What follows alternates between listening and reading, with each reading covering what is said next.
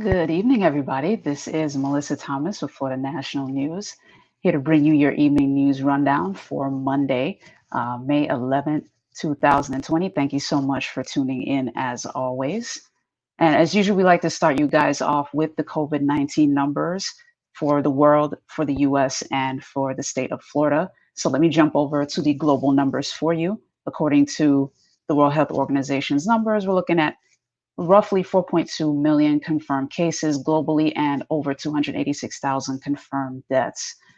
In the United States, we're looking at 1.38 million confirmed cases in the US, while we are also looking at 81,000 plus confirmed deaths in the United States. Now, according to the Florida Department of Health, we are looking at over 40,900 confirmed cases here in the state and over 1,700 confirmed deaths. So, jumping over to some world news for you guys as it relates to COVID-19. As you heard us report last week, UK Prime Minister Boris Johnson originally was a little hesitant to reopen his nation. However, he has finally unveiled his announcement of how to reopen the UK. So what he's saying is that this is the next country to reopen. Of course, people who can't work from home, aka construction workers, factory workers, they are clear to now return to work.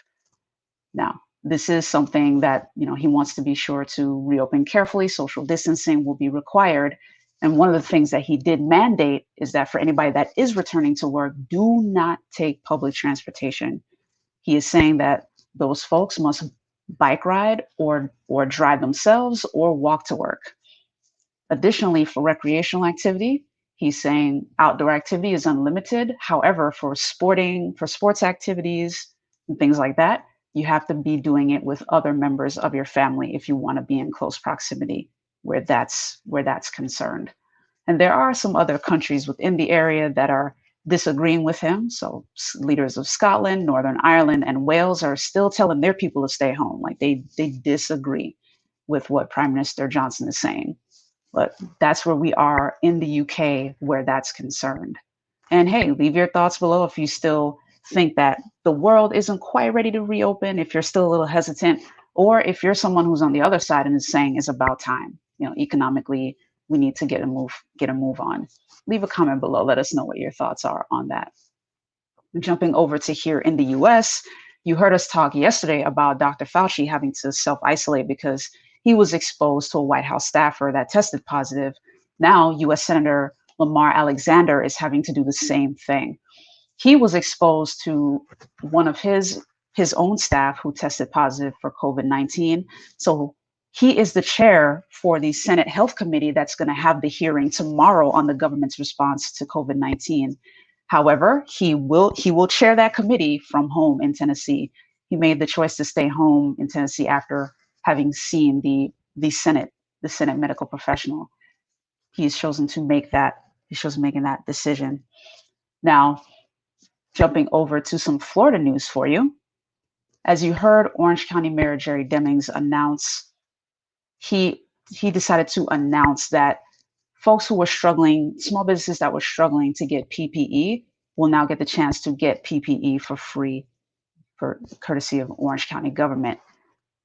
Now, congratulations to the small businesses that have been struggling and now have this available for them. They'll be able to apply on Orange County government's website, which is at www.ocfl.net. If you're a small business and you're interested to apply for the PPE, Orange County government is receiving 1,095,000 masks and over 200,000 bottles, travel-sized bottles of hand sanitizer. And each kit that is available to small businesses will have 100 masks and 20 travel-sized bottles of hand sanitizer. Now, it will be available for drive-through pickup Monday through Friday this week from 8 a.m. to 5 p.m. And it's available till the 15th as long as supplies last, whichever one happens first. If the supplies run out, then so be it. But Monday through Friday, 8 a.m. to 5 p.m. If this is something you're interested in, make sure you apply on the Orange County website. www.ocfl.net/PPE. Okay, now jumping over to a quick commercial break, you guys. Thank you for tuning in. Be sure to come back. We will be right back. We wanted to move back home to be closer to his family. We decided to go with pods because things were stressful enough. We weren't sure how long we were going to need storage for, so we needed something that was flexible, and then they can deliver the container to wherever we move to. We haven't found the perfect house yet, but we're still looking. Welcome back, guys. Wanted to jump over to a bit of business news for you, as always. Now, one of the business updates here is that Disneyland in Shanghai has chosen to reopen. The Walt Disney Company has chosen to reopen that location after having been closed down for 3 months due to COVID-19. Of course, as you heard us talk about with the Disney property here and the different theme parks, their measures that they'll be doing here for safety, Shanghai will also be incorporating increased cleaning. They will have a 30% capacity for their parks in terms of attendees, and they will enforce social distancing in their lines and in their restaurants. Now, so far, Disneyland Shanghai has suffered a $1.4 billion loss in profits due to the shutdown.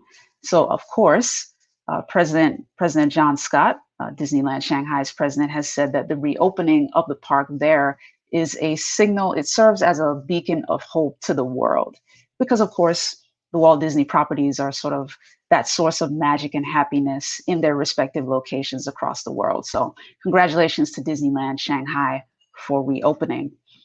Now, jumping over to a bit of sports news, as we're talking about reopenings or things being postponed or canceled as a result of COVID-19, you heard us talk about UFC 249 taking place with an empty audience, kind of ushering in that new era while we're still coming out of a quarantine. It looks like one of the next major sporting events that might do that. It's a might, it's not definitive. That might do that is actually the French Open. As of right now, it has been postponed until September. Originally, it was scheduled to take place May 24th. It got rescheduled to September 20th to October 4th. Now, the French Tennis Federation president, Bernard Giudicelli, was saying that the organizers are actually looking to go fanless for this because more importantly, they just want to be able to make sure the competition still takes place, and they still want to be able to help the economy in the process. And if they do it with no fans there, at the very least, the economy will be able to benefit through television placement and sponsorships. So we'll keep you guys posted with that as that's concerned. The French Open is one of 4 Grand Slam tennis tournaments. So far, the US Open, which is scheduled for August 24th, there's no decision on that one as yet as to whether or not they'll go fanless for that one. So stay tuned. We will keep you guys posted on that. And of course, Wimbledon, one of the other Grand Slam tournaments, that was the first one to get canceled. The Australian Open was the only one that was able to carry on as scheduled so far this year. And speaking of things that have been modified as a result of COVID-19, in our entertainment news, we got a bit of good news for those of us who were kind of heartbroken at the cancellation of San Diego Comic-Con this year. What they will instead do is have a virtual version. So far, no date has been set yet, but Comic-Con will be taking place virtually. It will be coming to your homes, and we will be able to give you guys the update once we get the dates for you. If you're a big comics fan, if you want to find out the latest and upcoming movies and updated comics news, right now, these guys, and they had such a great attitude about it. Here's what they're offering all of you, which is available to you, of course. Quote, free parking, comfy cars, personalized snacks, pets welcome, badges for all, and front row seats, end quote. So, of course, the live event next year will be returning on July 22nd and will run to July 25th. But stay tuned right here as we continue to bring you those updates. And that does it here at Evening News Rundown for us, guys. Thank you so much for tuning in. And again, any comments, any news story ideas that you want us to run, leave a comment below. Let us know. We'd love to hear from you. And I will be back here tomorrow evening, of course, with your Evening News Rundown. But be sure to stay tuned this evening at 8 p.m. Eastern Standard Time as Casey Hudson returns with her FNN Sports Take. That will be at 8 p.m. Eastern Standard Time. As for me, guys, I'll say ciao to you. Have a great rest of your night.